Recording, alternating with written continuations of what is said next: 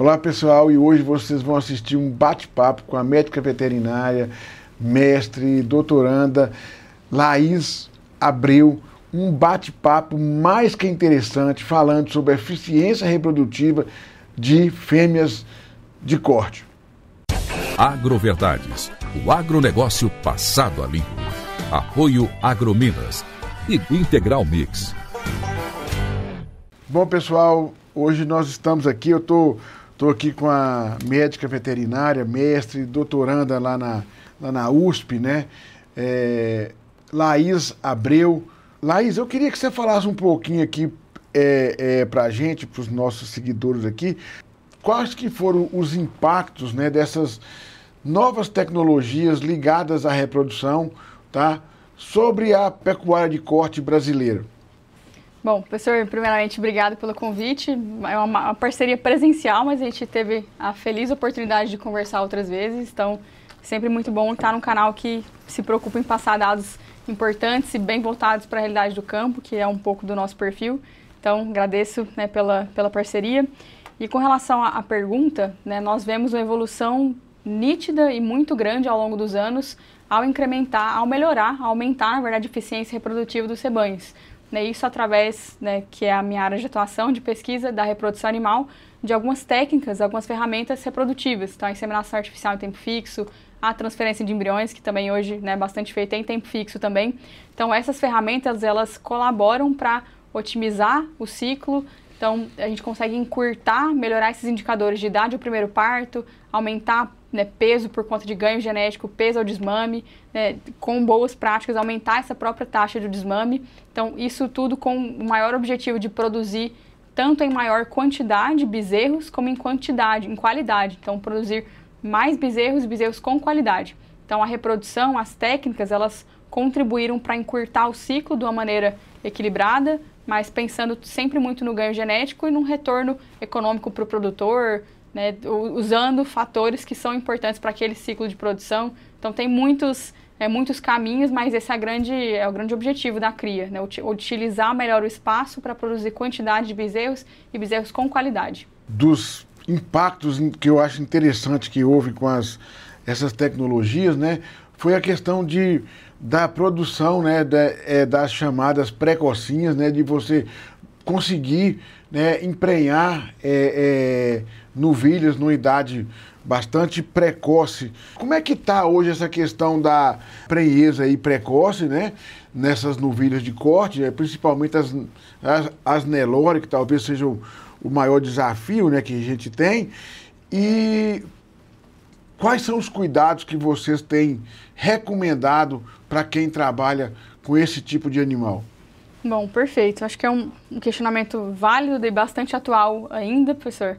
Então, quando nós falamos de reprodução, é um pouco intencional que se intensifique o ciclo.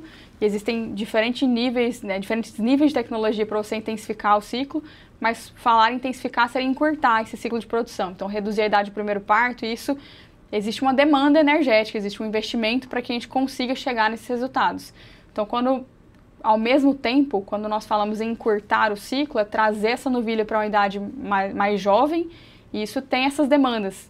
Então, primeiro ponto, né, quero trabalhar com precocinhas. Qual que é o maior desafio para aquela propriedade? Cabe naquele momento, eu tenho capacidade de investir tanto na fase que ela é uma novilha jovem e depois no pós-parto. Então, esses questionamentos eles têm que ser feitos já no planejamento, porque é possível fazer? É possível fazer. Nós temos fazendas parceiras que trabalham com essa oportunidade, mas é bastante desafiador. Então, a gente deixa isso claro.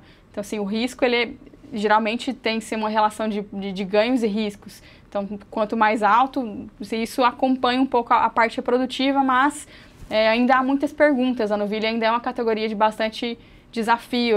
E à medida que nós também selecionamos o rebanho de tantas formas, a gente aumenta há uma certa pressão de seleção, a gente também tem uma mudança que acontece ao longo dos anos. A evolução, tanto da técnica como genética, como nutricional, tem avançado, mas o próprio gado também tem avançado em outros aspectos que a gente vai ter que continuar estudando sempre. Então, assim, para não parecer muito solto também a informação.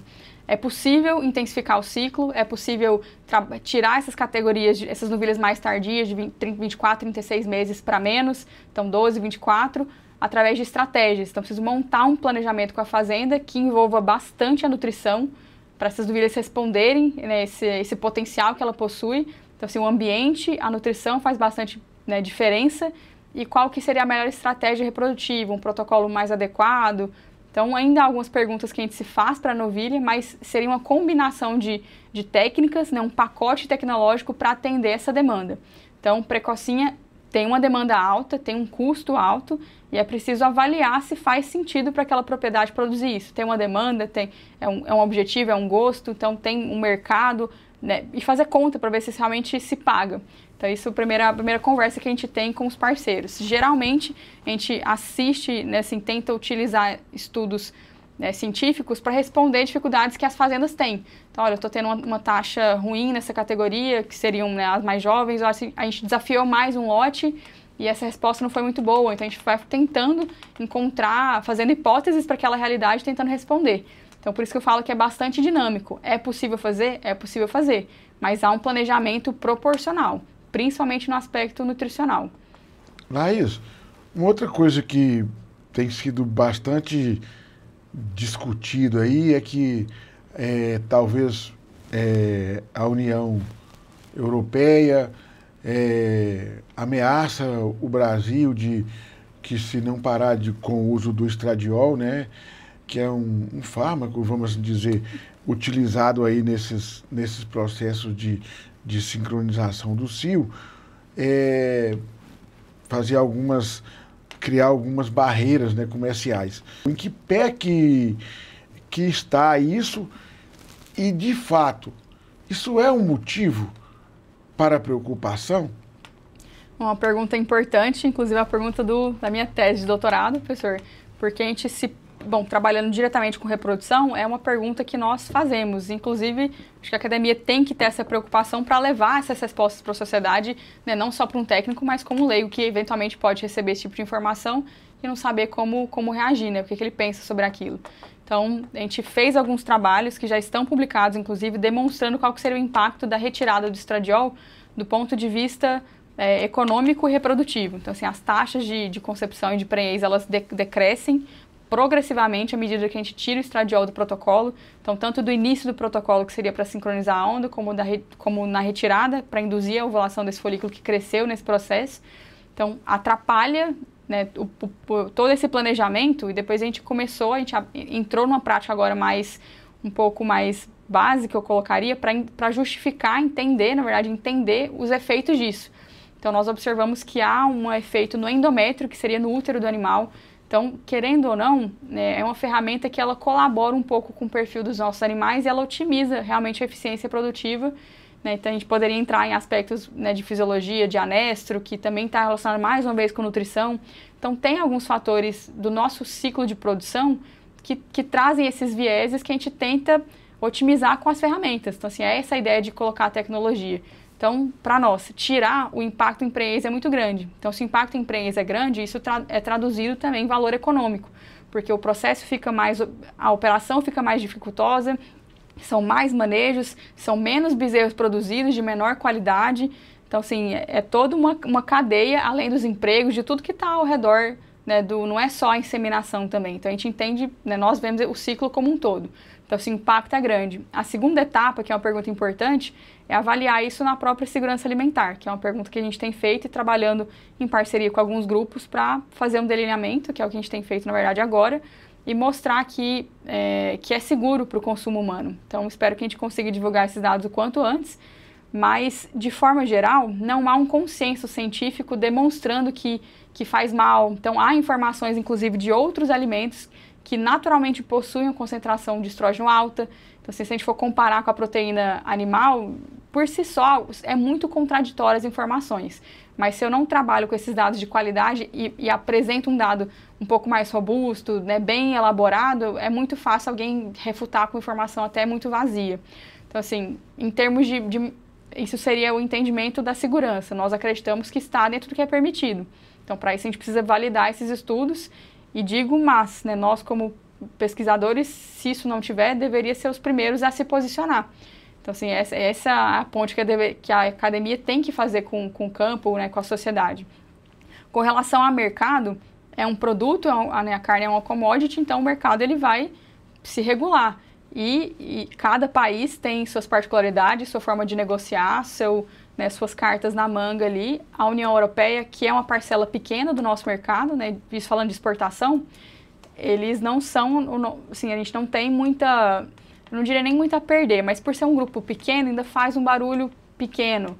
Mas eles têm um poder de influência grande também, então não é algo que a gente deveria não se preocupar. A gente tem que olhar com um olhar, né, de risco, mas de oportunidade, onde que a gente pode melhorar, que eu acho que essa é a grande sacada.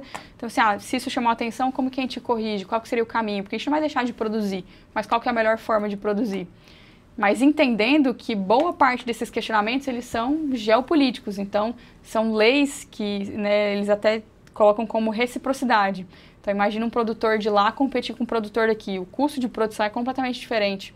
Então, não é nada competitivo. Então, a gente entende isso, que há um certo protecionismo, e da nossa parte, né, seria se posicionar com dados e dados de qualidade, e o Brasil ter um certo protagonismo também. Então, a gente tem outras fontes, tem outras tantas coisas a ser melhoradas também, né, em processos de identificação, né, por que não também trazer força para esse outro lado. Então, a gente entende que há um fator geopolítico tão importante quanto a parte de informação acadêmica, de segurança. A gente tem tentado colaborar, e não somente a gente, tem outros estudos, né, que tentam avaliar isso, né, que são critérios que avaliam causa e efeito, chamam critérios de Bradford-Hill. Isso é difícil de ser feito, avaliar isso ao longo do tempo, em humanos. Então, tem algumas variáveis, mas hoje foi feita uma medida no ano passado, já com uma certa restrição. Isso aconteceu, mas o impacto foi pequeno porque pegou um braço da cadeia. Então, machos ainda têm acesso, mas a ideia agora é fomentar a informação para que a gente tenha mais poder de negociação também. Eu acho que isso seria importante para o Brasil. Mas, né, hoje, dentro da academia, a gente tenta colaborar dessa forma, trazendo esses dados e entendendo que, né, isso faz parte desse jogo também. Laís, nós estamos falando aí, você falando dos impactos nos últimos 12 anos. Quantos bezerros hoje que nascem de IATF? Bom, tem essa estatística, tem, pelo menos aproximada? Eu vou até fazer o caminho inverso, porque a gente tem uma estimativa de que 80% dos bezerros vêm de monta natural, porque majoritariamente o nosso sistema ainda é extensivo, né, professor? Então, seria esses 20%. Então, há margem para crescimento. Às vezes a gente fala da técnica e acaba por ter acho que tudo é uma certa interpretação. Então, como se os touros não fossem importantes. Eles são importantes, porque sem eles a gente não teria inseminação artificial. Então, tem que produzir animal de qualidade. A grande questão é que boa parte da produção não tem nenhum tipo de mensuração. Então, pode ser um touro piorador e não melhorador em boa parte do rebanho.